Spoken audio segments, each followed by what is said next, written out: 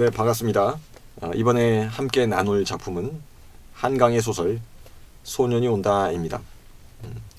이번에는 제가 좀 의도적으로 좀 역사의 아픔에 공감할 수 있는 작품들 중심으로 가고 있어요. 소년이 온다는 광주의 80년 이야기를 들려주는 그런 작품입니다. 공교롭게도 제가 지금 녹화하고 있는 날짜가 5월 18일이네요. 그래서 좀 더 의미가 있는 것 같습니다. 소설은 이 작가가 이 여러 자료들을 모으고 실제 증언들을 수집하면서 이 소설을 써내려갔다라는 것을 구석구석에 많이 담고 있어요. 그래서 인물들은 소설이기 때문에 이제 허구의 인물들이지만 사실 실제의 인물들을 많이 갖고 왔고 실제 이야기들 속에서 구성이 되어 있습니다. 특히 소설의 주인공 동호라는 아이는 이 실제로 광주 전남도청에서 끝까지 저항하다 사망한 이 마지막 그 사람들 중에 가장 나이 어린 17살로 사망한 문제학 열사의 이야기를 가지고 만들었다라고 해요. 그래서 소설은 총 6장으로 구성되어 있는데 이 동호라는 주인공, 이 소설 속에서는 중학생으로 나옵니다만 이 동호의 시선으로 제 1장이 있고 2장은 동호의 친구의 이야기가 나오고요. 이런 식으로 6장까지 각자의 관점으로 이야기를 하고 있는데 모든 장에서 다 동호가 얽혀 있어요. 마지막 6장은 동호 어머니의 이야기입니다. 그래서 이 소설을 읽는 내내 이 구구절절 너무 좀 참 가슴 아프고 고통스러운 사실들과 직면하게 돼요. 또 굉장히 좀 당황스러운 것은 인간에 대한 고민이죠. 어떻게 어떤 인간은 이렇게까지 잔혹할 수 있고 어떤 인간은 이렇게까지 용기 있고 이타적일 수 있을까? 그래서 결국은 우리는 역사를 접하면서 인간을 발견하잖아요. 그렇죠? 이 소설 속에서 우리가 인간에 대한 고민에 이르게 되는 것 같습니다. 저는 에필로그에서 조금 몇 장면 이야기하려고 해요. 이런 소설을 읽을 때 에필로그 꼭 읽으셔야 돼요. 작가의 어떤 의도와 또 성찰이 담겨 있기 때문에 어쩌면 에필로그가 가장 중요할 수도 있습니다. 이렇게 시작됩니다. 그 이야기를 들었을 때 나는 10살이었다. 한강 작가 자신의 이야기죠. 그러니까 80년의 광주 이야기가 굉장히 많이 은폐되어 있었잖아요. 그 사실을 알게 된 10살 무렵부터 이 충격과 또 부채의식을 갖고 있었던 거예요. 그래서 끊임없이 마음에 그런 어떤 부담들을 가지고 오랫동안 이 소설을 정말 오랫동안 어쩌면 마음속에 담아놨던 이야기겠구나라는 생각을 하게 됩니다. 그래서 이제 작품이 약간 그 죽은 혼을 달래는 그 초혼제의의 어떤 그런 모습으로 다가오고 있어요.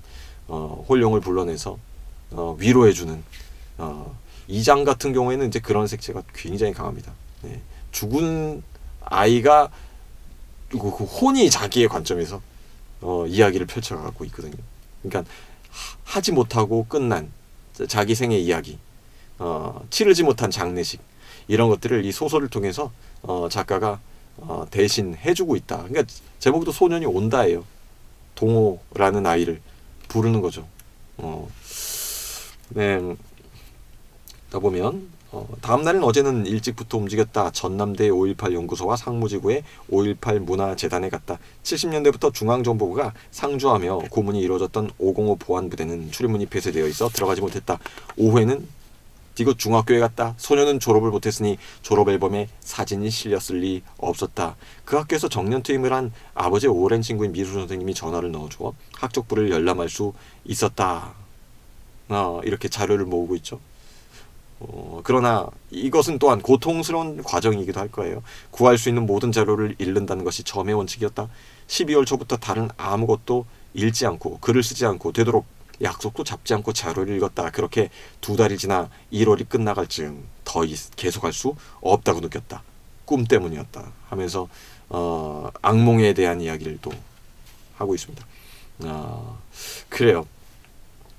그런 어떤 고통스러운 과정들을 통해서 우리 모두가 사실은 함께 이제는 간직해야 될 역사의 아픈 이야기로 승화시키고 있습니다.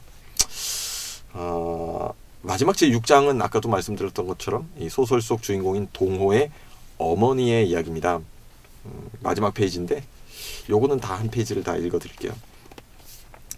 네, 이 전라도 말로 해야 되는데 제가 군생활은 저쪽에 전라도 담양서 했는지 제대한 지 오래돼서요. 네, 최대한 그래도 기억을 살려볼게요.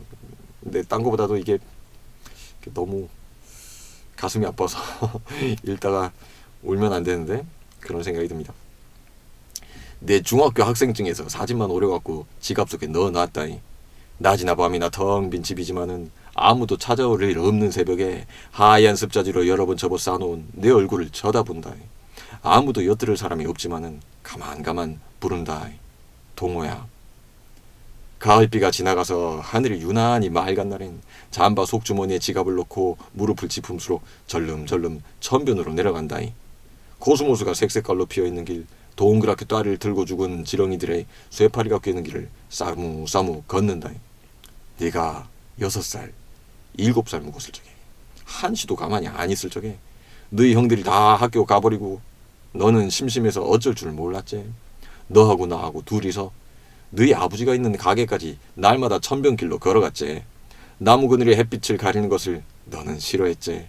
조그만 것이 힘도 쉬고 고집도 씌어서 힘껏 내 손목을 밝은 쪽으로 끌었지. 수치 좋고 가늘디 가는 머리카락 속가장 땀이 나서 반짝반짝함수록 아픈 건 매니로 색색 숨을 몰아심수록 엄마 저쪽으로 가. 기왕이면 햇빛 있는 대로. 못 이기는 척 나는 한없이 네 손에 끌려갔지.